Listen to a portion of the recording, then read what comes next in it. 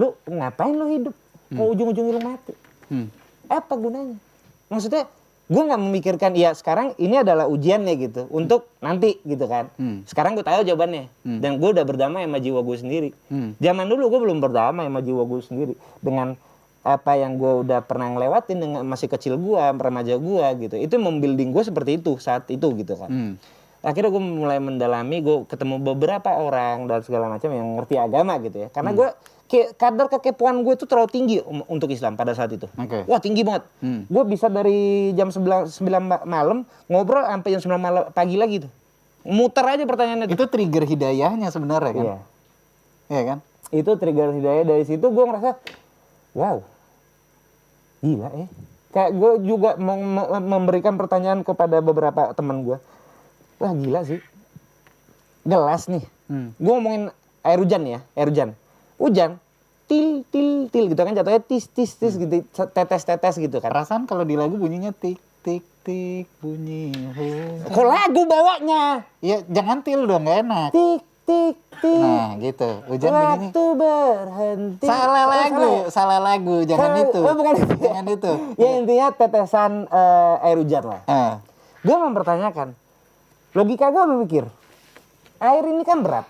Kalau kita taruh dalam gelas, kita ambil, wah terasa dong berat gitu kan. Kalau kita taruh tumpahin, jebret itu semua tuh, ya kan jatuh semua, nggak ada sisanya itu. Ada sisa 2 tetes 3 tetes sudah, ya kan. Kenapa kalau hujan turunnya tuh tetesan banyak berliter-liter tuh. Ilmiahnya ada dari uap, jadilah tuh si awan tuh, ya kan. Habis itu, padahal kan awan itu sama kayak asap rokok, sama kayak asap vape. Lu giniin juga, hilang deh. Tapi bisa menghasilkan air. Wow. Gue mikir tuh, wah gila juga nih. Wah gila nih lama-lama gue nih. Gue mikir kayak gitu. Mulailah habis itu timbul pertanyaan-pertanyaan. Ini bumi nih, ya kan? Planet-planet yang lain. Ini di angkasa ini ada apa nih? Ini kalau kita ke sono, lurus ke sono ada temboknya kagak? Ada apaan? Ada apaan ya? Wah, gue udah mikir, wah makin gila gue nih. Ke situ arah pemikiran gue gitu. Logika gue kenapa ke sana gitu. What's wrong with me? Yang dimana gue orangnya sebenarnya cuek dengan hal-hal seperti itu. Akhirnya gue ketemu, gue ke ujung genteng. Pantai nih. Pantai nih. Terus ada orang ngobrol-ngobrol, gue beli kopi. Ternyata dia ustadz. Aduh, gue lupa nama ustadznya. Ya pokoknya intinya dia ustadz lah. Ngobrol-ngobrol dia nanya agama gue. Gue bilang, ya gue gak punya agama. Terus dia bilang, gak boleh gitu. Ini arahannya aja. Adik ketemu saya, ini sudah diarahkan. Alah, sok tahu lo. Gue gitu, nge-defense gue. Ya kan denial lu tinggi. Denial gue tinggi. Karena dari pengalaman gue nih ya kan. Terciptalah denial seperti itu. Terus dia bilang, gue nanya sama dia, what is the point of living if you're actually dead? Gue gak tahu tujuan hidup gue apaan. Gue tahu-taunya udah senang. Sehari gue pagi gue bangun kopi, senang-senang seharian. Kalau ada kerjaan kerja, malam pulang tidur deh gitu. Itu doang tuh kalau seharian tuh. Terus dia bilang, sama nih kayak lu. Dia bilang, gue kasih contoh nih. Ini contoh yang bagus loh. Lu beli HP, ya dapat apa aja gitu ya? Ya dapat, gue bilang dapat kotaknya, dapat HP-nya, casan, headset, buku panduannya dan lain-lainnya, sama bil sama notanya itu gue bilang. Nah itu tuh, kalau misalkan lu udah hidupin HP-nya, terus ada yang lu nggak ngerti, lu apain? Ya buku panduannya gue baca. Ya sama kayak hidup lu lah gitu deh. Lu ada yang nggak ngerti dari hidup lu? Lu baca buku panduan lu. Apa? Agama lu apa? Itu buku panduan lu. Tergantung agama lu apaan. Masya Allah. Kena gue. Langsung tuh di situ. Kena gue. Nggak mualaf dulu gue. Kena gue. Wah gila sih. Oh iya benar juga. Wah kacau nih. Makin mendalami. Gue akhirnya 2 hari sempat nggak tidur. Karena mulai itu gila ya gue, mikir keras, ngobrol sama temen dan segala macam. Muncul pertanyaan diri. Gila, tulang itu terbuat dari apa sih? Kenapa bisa ini? Kenapa bisa begini itu dan lain-lainnya gitu? Kenapa gue kok begini proses hidup gue gitu? Kenapa keras banget dari kecil kayak gue tuh kadang-kadang pas gue itu throwback gue pas kecil tuh kayak iri sama teman-teman gue yang punya keluarga yang bahagia. Gue iri. Tapi ya inilah proses hidup gue gitu.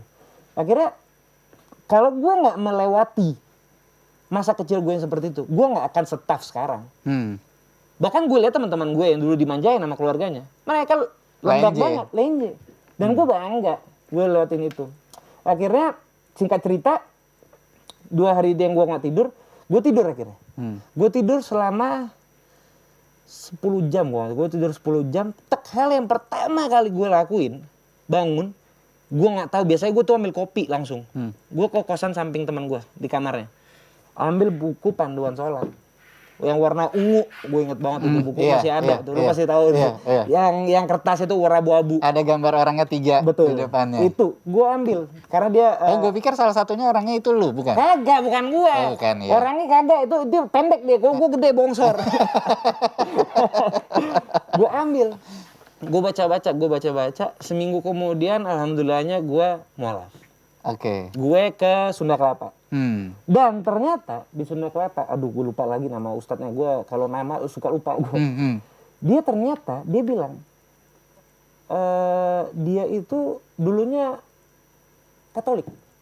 Tapi saking cintanya dia sama Tuhan Yesus, dia berangkat ke Yaman untuk belajar agama. Daerah gue tuh. Iya. Yaman. Iya. Madunya enak tuh. Enak. Ada kagak? Mahal tapi. Ya nggak apa-apa. Duit mah dapat.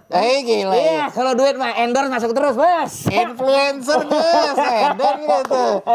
Gila. Aduh, astagfirullah. Terus dia berangkat. Dia berangkat tuh katanya. Akhirnya dia mendalami agama dan segala macam di sana. Terus dia menemukan. Saking cintanya dia bilang, gue menemukan jawaban yang gue mempertanyakan. Hal yang pertama dia lakuin setelah beberapa tahun dia di Yaman, dia balik ke Indonesia, dia langsung landing di Soekarno-Hatta ke Sunda Kelapa, langsung mualaf di situ dan menjadi ustadz. Dia bilang perjalanan kita sama, pertanyaan kamu sama kayak saya. Nah, yang gue pengen tanyain adalah ketika lo sudah memantaskan diri atau memutuskan menjadi seorang mualaf, apa yang lo rasa susah untuk dirubah dalam diri lo? Daripada gue ke arah sana, gue mundur nih, gue nggak mau nyentuh agama dan gue nggak membuat agama itu sebagai jokes. Thalatha Itsnan Wahid. Wassalamualaikum warahmatullahi wabarakatuh.